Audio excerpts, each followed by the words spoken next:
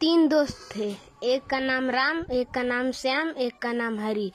तीनों स्कूल में जाते थे पढ़ने वो गए। मैडम पीछे बेंच पे बैठा। मैडम ले आएर भन्नु भयो, का भनेको के हो? रामले भन्यो, के जानी कानका भन्यो ऊ। फेरि श्यामसित सोध्नु भयो, का भनेको के हो? ऊ के जानी कानका भनिदियो। फेरि हरिसित सोध्नु भयो, का भनेको के हो? त्यसले भने आउन्न। फेरि सोध्नु भयो, खा भनेको के हो? भन्यो आउन्न। गा भनेको के हो? आउन्न। घा भनेको के हो? ऊ पनि आउन्न। फेरि भन्नुभयो, गएर आफ्नो आमासित सोध्यो। घर गयो, आफ्नो पापासित सोध्यो, पापा का भनेको के हो? त्यसको पापाले भन्नुभयो, का भनेको त्यसको आमा बाबामा झगडा भए थियो। घर गयो, आफ्नो बाबासित सोध्यो, पापासित सोध्यो, का भनेको के हो? त्यसको पापाले भन्नु, गएर आफ्नो आमासित सोध। त्यसले सोच्यो कि गएर आफ्नो आमासित सोध।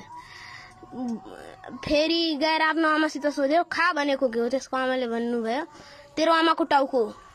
फेरि सोच्यो, दुईटा एन्सर मिलिहाल्यो, अब कसित सोधौँ। गयो, रोडमा जाँदै थियो। गएर भन्यो, एउटा कबाडीवाला जाँदै थियो। फेरि सोध्यो, गा भनेको के हो? त्यो कबाडीवालाले भन्दैछ, ले टुटिया फुटिया टिना प्लास्टिक है।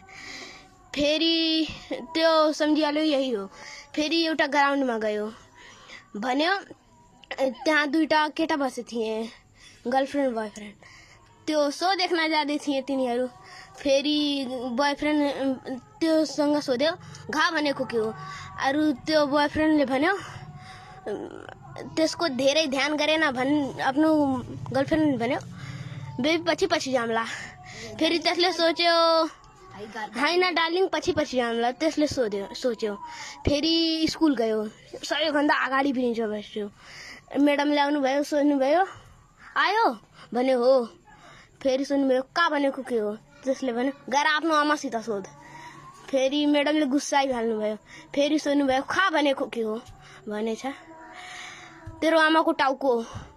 फेरि मैडमले भन्नुभयो, त यो स्कुललाई के सम्झेछस्? भन्यो, टुटिया फुटिया टिना प्लास्टिक। फेरि भन्नुभयो, प्रिन्सिपल सर लगेर जाम। भन्यो, डार्लिङ पछि जाम्ला।